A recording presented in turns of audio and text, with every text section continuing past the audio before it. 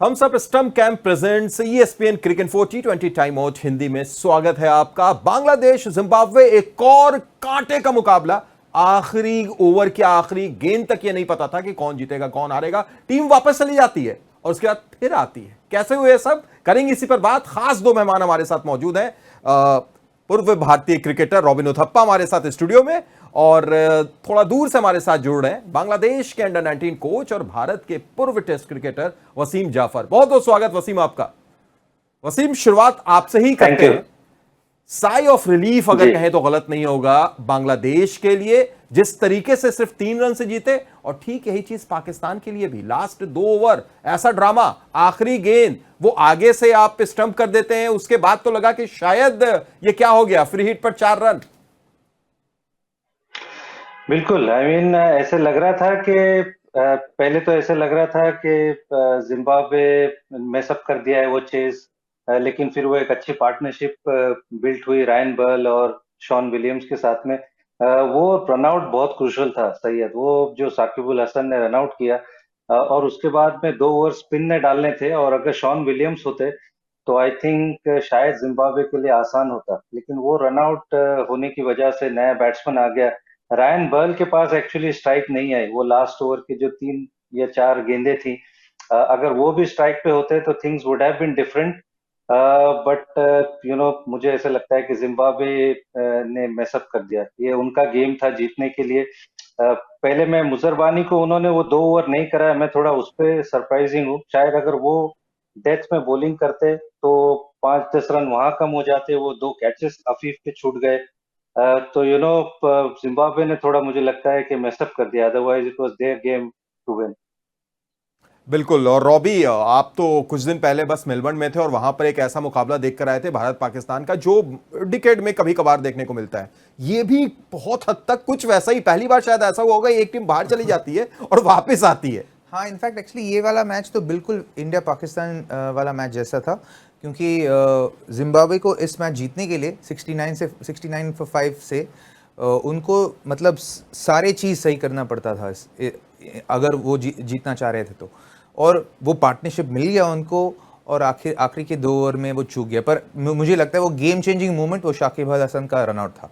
बिल्कुल। और विलियम्स और बर्ल की उस साझेदारी के बारे में बताइए, क्योंकि एक वक्त ऐसा लग रहा था कि शायद बांग्लादेश बड़े आसानी से इस मुकाबले को निकाल कर ले जाएगी, जिसका आपने भी जिक्र किया 69 पर 5। और वहां से विलियम्स बर्ल की साझेदारी होती है, 64 रन पर वो रनआउट शाकिब अल हसन उनको करते हैं। क्या वो पूरे तरीके से घूम गया मैच? हाँ बिल्कुल, मुझे लगता है कि क्योंकि उनके बाद सिर्फ ब्रैड एविंस था उनके पास जो बैटिंग कर सकते थे, पर वो भी आउट हो गए। क्योंकि 6 मारने की कोशिश कर रहे थे पर आउट हो गए। पर उसके बाद उनके पास कोई नहीं था जो बैटिंग अच्छा कर सकते थे।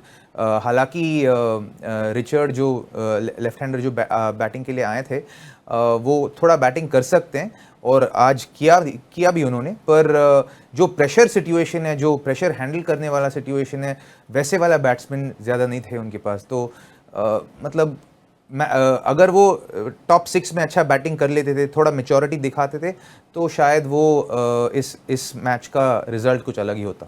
और इंग्रावा ने अगर वो ग्लोरी शॉट की जगह सिंगल ले लिया होता तो शायद कहानी भी कुछ और हो जाती। बहरहाल, इससे पहले जो कहानी बनी वो बनी थी नाजमुल हुसैन की लाजवाब तूफानी पारी की बदौलत, और इसीलिए आज वो हमारे हैं थम्स अप स्टंप कैंप तूफानी परफॉर्मर।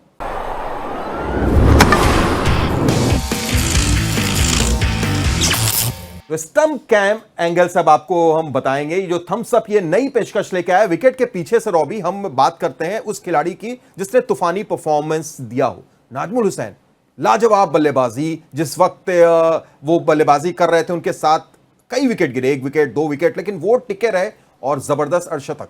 वो मैच्योरिटी दिखाना बहुत ही इंपॉर्टेंट था, और शांतो ने वो इस पारी में किया था। उन्होंने एक साइड पे डटे रहें, और मतलब चाहे जो भी हो विकेट्स गिरते गए, पर ये इन्होंने मतलब तय किया था शायद कि मैं आज लंबा खेलूंगा, पूरा एंड तक खेलूंगा, और इसलिए वो आज का तूफानी प्लेयर है। बिल्कुल। और वसीम, नाजमुल की इस बल्लेबाजी को आप कैसे आंकते हैं, वो भी खास तौर से अब तक इस टूर्नामेंट में उनके बल्ले से बड़े रन आए नहीं थे, आज जरूरत थी, मौका था और बड़ी पारी। जी हाँ, एक्चुअली मैं हैप्पी हूँ नजमुल हसन शैंटो के लिए, क्योंकि एक्चुअली ये उनका फॉर्मेट नहीं है। वो टेस्ट क्रिकेट के अच्छे प्लेयर हैं, वनडे क्रिकेट एट बेस्ट खेलते हैं, तो ये फॉर्मेट में वो पावर हिटिंग थोड़ी सी नहीं है। बट आई थिंक आज वो सिचुएशन के हिसाब से खेले हैं, और आज चाहिए था, क्योंकि मैच ब्रिस्बेन में था। आपको शुरू में विकेट्स नहीं लूज करने थे, आपको चाहिए था कि कोई वहां खड़े हो और साथ में एक पार्टनरशिप लगाए और शुरू में विकेटें नहीं लूज करे। तो I think it was a perfect situation थी उनके लिए। पहला 50 थोड़ा सा धीरे आया, 40-42 गेंद में आया, लेकिन उसके बाद में थोड़ा सा वो कट लूज हुए, और एंडेड अप गेटिंग 70 प्लस, जो मुझे लगता है कि 150 में से आधे रन उन्होंने बनाए। तो बांग्लादेश के पर्सपेक्टिव से वाज अ फैंटास्टिक नॉक। बिल्कुल, और फैंटास्टिक हमें उम्मीद है कि आपको भी लगा होगा ये एंगल, और इसके बारे में और भी डिटेल हम आपको बताते हैं। ये रही थम्स अप की बोतल, और इसको जब आप यूं कीजिएगा, क्यूआर कोड है, स्कैन करना है अपने मोबाइल से, सारी डिटेल पता चल जाएगी कि आप किस तरीके से और कैसे आनंद उठा सकते हैं हमारे ऐसे यानी थम्स अप की इस पेशकश का।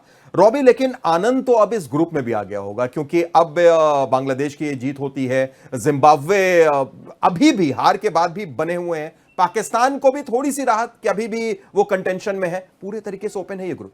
हाँ, ये ग्रुप एक्चुअली पूरी अभी इस मैच के बाद एकदम प्रॉपरली ओपन हो गया है, और हर टीम को एक अपॉर्चुनिटी है सेमीफाइनल्स में भाग लेने के लिए। तो आगे वाले मैचेस, इस ग्रुप के आगे वाले मैचेस बहुत ही इंटरेस्टिंग होंगे।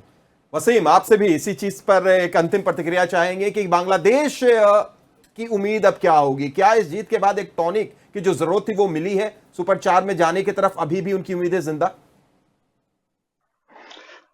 थोड़ी बहुत मुझे ऐसे नहीं लगता। आई थिंक पाकिस्तान, जिम्बाब्वे ने ऑब्वियसली अपना चांस मिसअप कर दिया। अगर ये मैच जीत जाते वो, और मे बी नेदरलैंड वाला मैच जीत जाते, तो they had a better chance. तो वो अपना चांस थोड़ा सा रून करेंगे।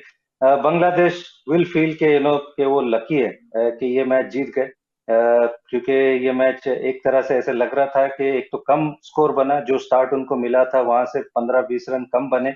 उसके अलावा लास्ट के 2 ओवर स्पिन में डालने थे, fortunately lucky side of the coin वो रहे वहां पर। रायन बर्ल को स्ट्राइक नहीं मिली, जो हमने बात की। उसके अलावा वो 2 चांस मिले मुजरबानी को, वापस आए ग्राउंड में जाके। तो Bangladesh will feel lucky. But again, ये एक इंडियन टीम को छोड़ के बाकी सारी टीमों के लिए अभी भी अपॉर्चुनिटी है, विच इज अ गुड। एक टूर्नामेंट के लिए मुझे लगता है कि बहुत अच्छी चीज है। यू डोंट वांट कि टूर्नामेंट के आधे में दोनों टीमें क्वालिफाई हो जाए, तो वो थोड़ा सा मजा चला जाता है। तो I feel it's good for the tournament also. बिल्कुल वसीम, वसीम लग भी ये कहा जाता है कि बहादुरों का साथ देता है, और उम्मीद रहेगी कि आने वाले मुकाबले में और अच्छा प्रदर्शन देखने को मिले। बहरहाल बहुत बहुत शुक्रिया रॉबिन, आपका भी हमारे साथ जुड़े बात करने के लिए, और वसीम आपका भी बहुत बहुत शुक्रिया। तो Thums Up stump camp presents ESPN cricket 4 T20 time out Hindi में आज के लिए इतना ही। फिर होगी आपसे मुलाकात।